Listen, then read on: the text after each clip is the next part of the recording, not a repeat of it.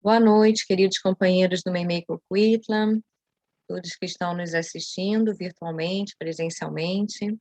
Hoje nós temos conosco a nossa querida companheira da Federação Espírita Brasileira, Marta Antunes. Seja muito bem-vinda mais uma vez.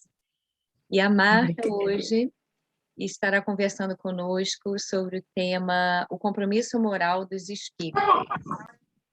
Nós vamos passar a palavra para a nossa irmã Marisol. A Marisol vai fazer a leitura da página inicial, seguida da prece. Boa noite a todos. Hoje eu vou fazer a leitura do livro Pão Nosso. E a leitura é do texto, chama Perigos Sutis. Não vos façais, pois, idólatras. Está em Paulo 1 Coríntios. A recomendação de Paulo aos Coríntios deve ser lembrada e aplicada em qualquer tempo nos serviços de ascensão religiosa do mundo. É indispensável evitar a idolatria em todas as circunstâncias. Suas manifestações sempre representaram sérios perigos para a vida espiritual. As crenças antigas permanecem repletas de cultos exteriores e de ídolos mortos. O Consolador, enviado ao mundo na venerável missão espiritista, vigiará contra esse venenoso processo de paralisia da alma. Aqui e acolá surgem pruridos de adoração que se faz imprescindível combater. Não mais imagens dos círculos humanos, nem instrumentos físicos, supostamente santificados para cerimônias convencionais, mas entidades amigas e médiuns terrenos que a inconsciência alheia vai entronizando inadvertidamente no altar frágil de honrarias fantasiosas. É necessário reconhecer que aí temos um perigo sutil, por meio do qual inúmeros trabalhadores têm resvalado para o despenhadeiro da inutilidade.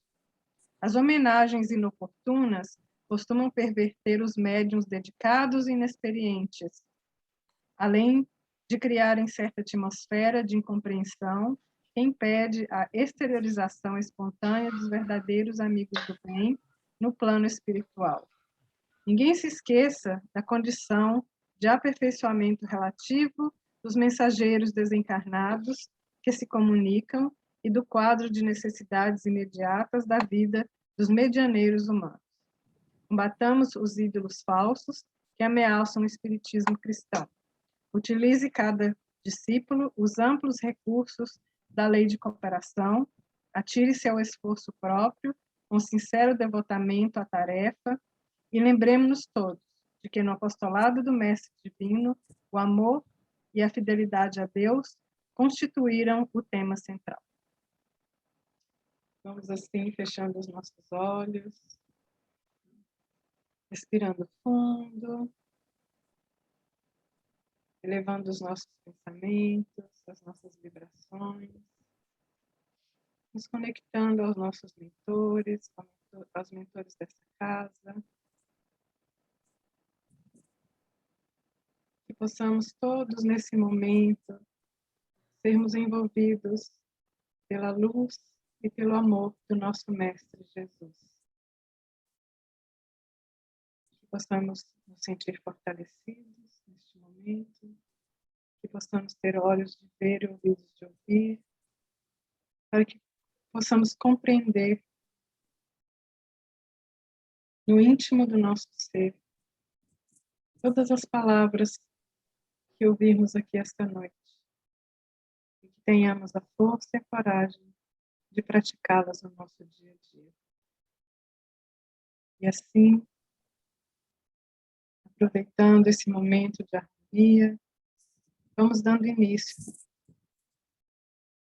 aos trabalhos dessa noite. Que assim seja.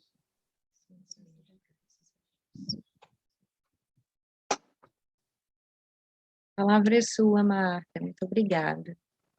Eu que agradeço. Obrigada a você Queridos irmãos e irmãs, aí do Meimei, de Vancouver, com muita alegria que nós estamos aqui para falar de um assunto importante, fazer algumas reflexões, na verdade. Agradeço a oportunidade de estar com vocês e envio a cada um meu abraço muito querido. O compromisso moral dos espíritas. Refletindo a respeito desse título, dessa palestra, duas perguntas nos ocorreram. A primeira, o que é ser bom espírita? Quando a gente fala em compromisso moral, a gente faz imediatamente uma ligação em ser bom espírita. Mas o que é ser bom espírita? A outra ideia que nos ocorre, na forma de uma indagação, com relação ao tema compromisso moral dos espíritas, é quem de nós, ou qual de nós, podemos dizer que se somos ou não bons espíritos, bons espíritas. Então, será que nós somos bons espíritas? Será ou não? Mais ou menos? Ou somos ruins? Não somos bons espíritas? E o que significa ser bom espírita?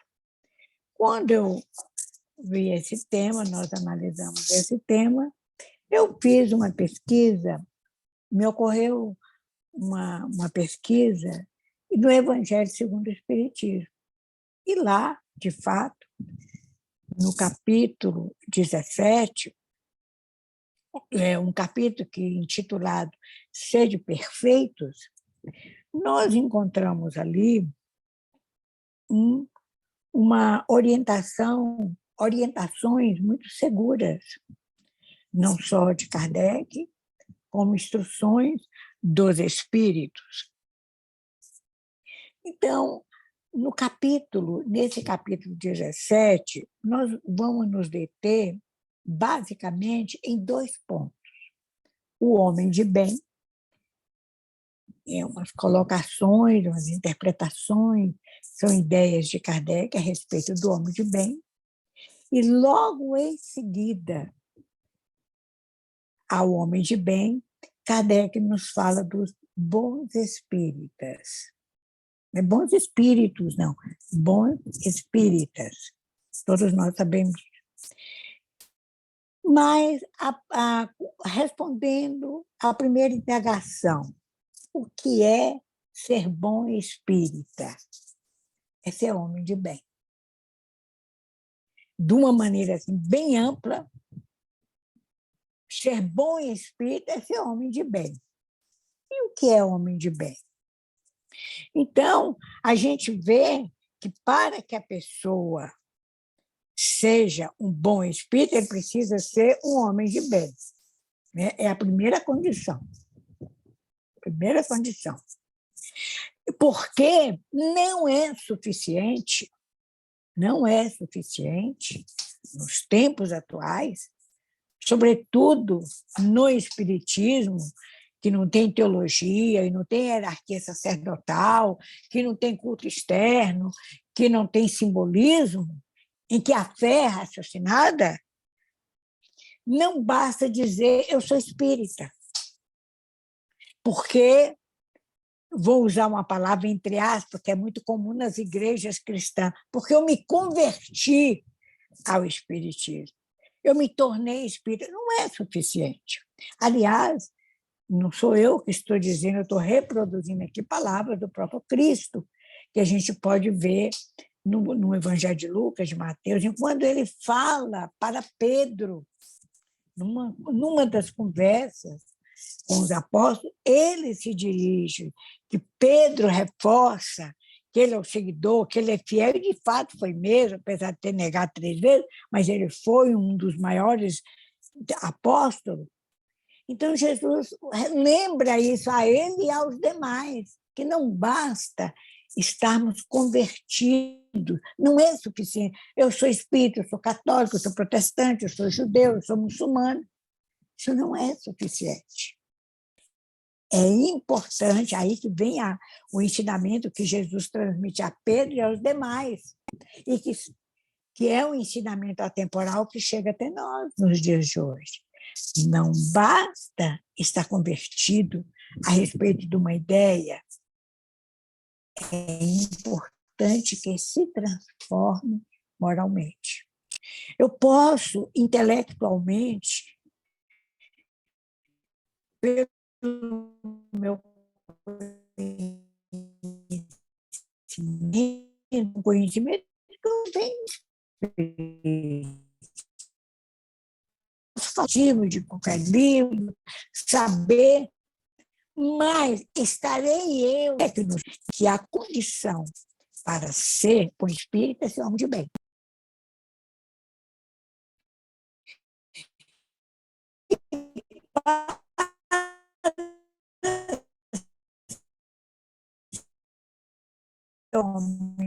De catar, abraçar as ideias espíritas.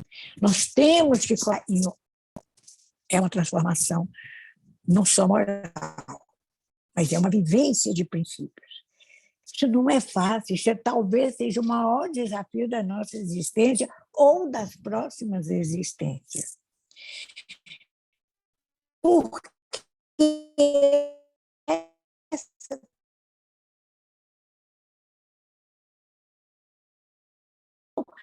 não é hoje eu sou botar essa transformação não deve ser devemos cometer violências contra nós mesmos, contra nós próprios. Nós ainda temos uma série de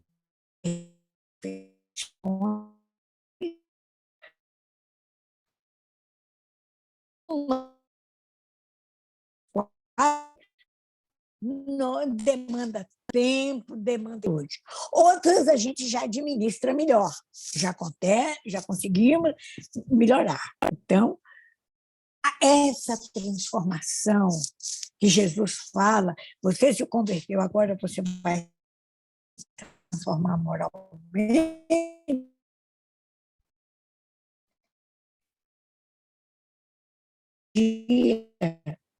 O dia tem 24 horas, 24 horas por dia, mesmo nos momentos que eu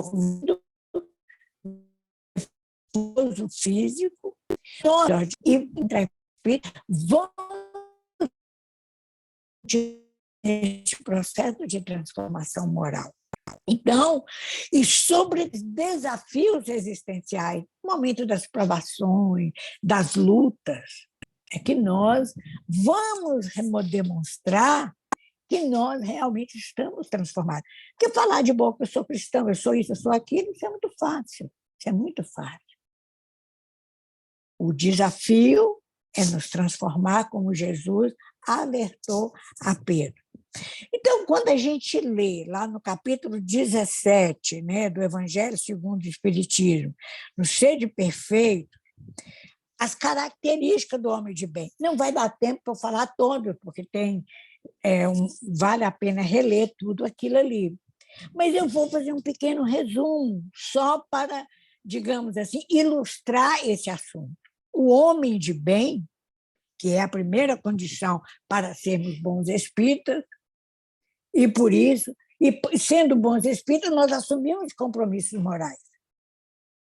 Então, o exemplo do que é o homem de bem, ele já começa que é um dos maiores desafios da humanidade, do passado, do presente, e do futuro nós nos transformarmos em pessoas de bem.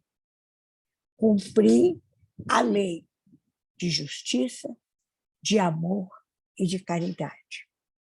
Nós podemos cometer alguma injustiça, praticar alguma injustiça, ter manifestações de amor, de caridade, mas nós ainda não estamos plenamente, porque somos espíritos em processo de transformação, de melhoria espiritual. Então, já começa Kardec falando nisso, cumprir a lei de justiça, amor e caridade na sua maior pureza, não é superficialmente. E como que a gente vai saber, Kardec fala isso lá, Se nós estamos cumprindo, interrogando a consciência, em tudo que fizermos, em tudo que falarmos, pensarmos, nós interrogarmos a nossa consciência se nós estamos fazendo bem ou não. Outra condição, ter fé em Deus, na sua bondade, na sua justiça, na sua misericórdia. Confiar que o que acontece, o desafio, as dores, as provações, inclusive, são processos de aprendizado. Ora, quitação de equívocos cometidos, reparação de equívocos cometidos contra a lei de Deus, ora como estímulo, como um impulso evolutivo de melhoria. Uma outra coisa que ele nos fala é ter fé no futuro. O que significa? Acreditar no progresso, que mesmo a criatura mais vil, mais imperfeita, mais atrasada, ela tem chance de evoluir, e ela evolui, porque Deus nos criou para sermos felizes, para nós conquistarmos a nossa felicidade, não cair do céu. É um trabalho individual. E em grupo, como nós estamos numa casa espírita, no nosso agrupamento, um apoia o outro e vamos juntos evoluindo em conjunto, até porque nós, biologicamente falando, nós somos seres gregários, ou seja, vivemos em grupo, evoluímos em grupo. Apesar de ser um esforço de cada um individual, mas o grupo é que nos ajuda, porque trocamos experiência e juntos vamos crescendo, vamos evoluindo. Então, acreditamos que o homem não está condenado. Ele cometeu um erro, está danado, nunca mais. Não. Há a lei do progresso, há chance de melhoria. Uma outra coisa que Kardec nos lembra, estou dando uma lida aqui seguindo de perto o Evangelho segundo o Espiritismo, procurarmos entender, não no desespero, não naquela fé cega, as vicissitudes da vida, os desafios da vida. Todos nós, seres humanos, precisamos de desafio, mesmo os espíritos superiores. Eles precisam de provas para eles poderem ascender cada vez mais, e nós mais ainda. Porque nós ainda temos um grau maior de imperfeição, nós ainda temos que pagar dívida e ainda ascender, evoluir. Então, nós precisamos dessas provas, essas dificuldades são desafios. Nós entendemos, nós vamos superar. Outra coisa que ele também, que o texto é grande, praticar o próximo, caridade para com o próximo. Isso nos lembra uma outra orientação de Jesus, em que ele fez uma síntese dos 10 mandamentos, quando ele ensina sobre todos os assuntos, o maior da lei. Então, fazer caridade com amor. A gente pode começar o treinamento para a caridade através de filantropia, através de uma palavra amiga, do incentivo, do estímulo, não apontar defeito, não ver o cisco que está no olho do outro, esquecendo da trave que está no nosso. Começar a desenvolver, como ele fala em seguida, ser mais benevolente para com os outros e para com nós próprios, ser mais tolerante, mais solidário. E respeitar as opiniões diversas, não só no grupo ao qual nós fazemos parte, mesmo que a gente não concorde, mas não vamos partir para inimizade, para desentendimentos, como no grupo que está fora. Nós aprendemos a respeitar e, através do exemplo, nós mostrarmos quem tem razão, quem não tem. Aliás, são palavras de Emmanuel, que a palavra ilumina, mas o exemplo arrasta. E outra coisa que ele nos fala, para nós fechar esse pequeno resumo do homem de bem, das qualidades do homem de bem, não falar mal de ninguém, não apontar os defeitos de ninguém, e sempre, sempre, sempre cumprir com as nossas obrigações. Logo em seguida, né, que ele acaba de delinear todas as características do homem de bem, da pessoa de bem, ele coloca no item 3, é no item 2, no item 3 desse capítulo 17, logo em seguida, ele coloca as características dos bons espíritas. Primeiro, ele colocou o geral, o homem de bem. Então, é uma coisa que a humanidade regenerada, melhorada, vai ser formada na sua grande pessoas de bem. Humanidade que faz o bem. Mas o bom espírita, confira lá no item 3 do capítulo 17, antes de mais nada, ele precisa se esforçar para ser homem de bem. Antes de ser bom espírito, tem que ser homem de bem, é o pré-requisito. E como é que se diz exatamente? É um bom espírita, ele é um bom cristão. Está lá escrito. O bom espírita é um bom cristão. Por quê? A moral que nós nos guiamos, que nos transformamos, é a moral do Evangelho. Ele é um bom cristão.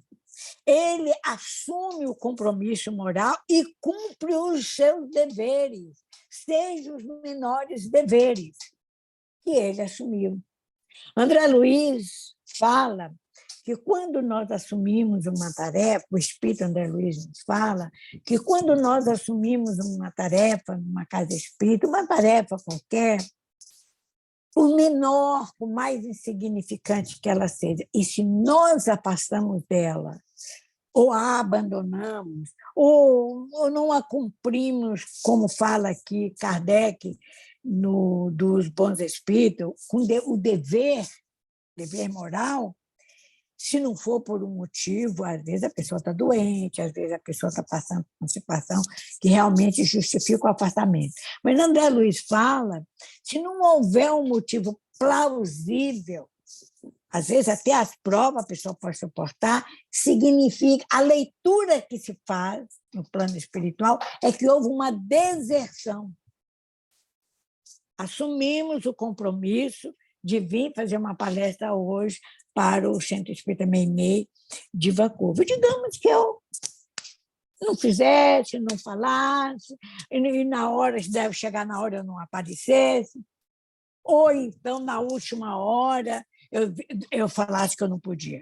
A não ser que fosse um motivo extremamente grave, que justificava, mas eu assumi um compromisso. Pode parecer para muita gente uma bobagem, mas não é. Isso é o dever que eles chamam de dever moral. Estou aqui no controle do tempo. Então, é o verdadeiro espírito, o bom espírito, ele é um homem de bem e ele é, acima de tudo, um verdadeiro cristão. A palavra dele, ele assumiu um compromisso, ele reflete antes. A fé dele é uma fé treinada, é raciocinada, não é alucinada. Quando vai assumir um compromisso, ele pensa, ele pondera. Agora, às vezes nós assumimos compromissos, porque tudo é compromisso moral. Tudo, o dever é um compromisso moral.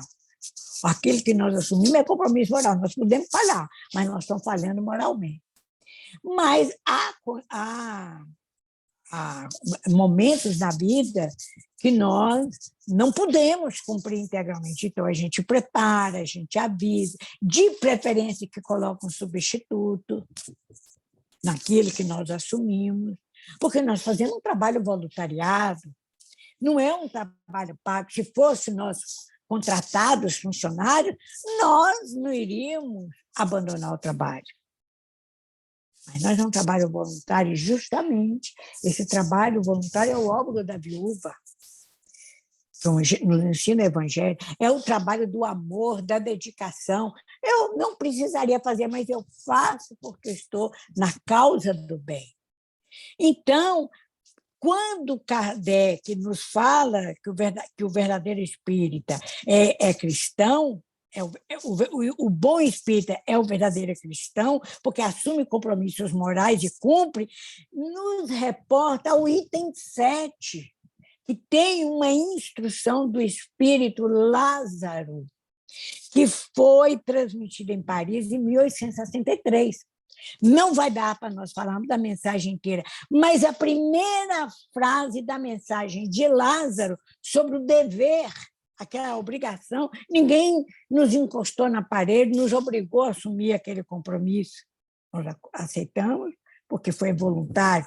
Então, a primeira frase que o Espírito Lázaro transmite é: o dever é a obrigação moral para consigo e para com os outros. Então, quando nós fugimos dos nossos compromissos morais, seja no ambiente de uma casa espírita, seja no lar, seja no ambiente social, seja no ambiente profissional, nós estamos primeiro falhando conosco mesmo. Isso é algo para se pensar, para refletir, porque nós queremos nos tornar pessoas melhores, nós queremos o auxílio do alto, nós queremos ser mais felizes. E a felicidade começa com o dever. Então, outra coisa que ele nos fala, para nos tornarmos bons espíritas, é o desprendimento e desapego das coisas materiais. Inclusive, ele fala que Kardec fala que muito do sofrimento dos que desencarnam, ou mesmo os que estão encarnados, por causa do apego a bens, a coisas, objetos, coisas que vão ficar, inclusive um amor excessivo por pessoas que não é um bem, um amor, é uma espécie de uma obsessão, de um controle. Então, o desapego é a medida muito importante para nós nos tornarmos pessoas moralmente comprometidas, nos tornar bons espíritos. Agir com liberdade, mas com responsabilidade. Eu sou livre para ir e vir. Eu sou livre para falar e não falar, ou ficar calada. Para agir e não agir. Mas, em toda situação, tenho que pensar que a liberdade está sempre atrelada ao princípio da responsabilidade. Está lá na terceira parte do Livro dos Espíritos, da Lei de Liberdade. E outra coisa, para fecharmos, é esforçar-se em desenvolver virtudes. O bom espírito ele trabalha diariamente, de sol a sol. No Canadá, poderia falar de inverno a inverno, para combater as imperfeições, as más tendências e desenvolver virtude. E aí, Kardec fecha a questão do bom espírita, aquele que tem compromisso moral e que faz tudo para colocar em prática, dizendo: reconhece-se o verdadeiro espírita pela sua transformação moral e pelo esforço que ele emprega para domar as suas inclinações.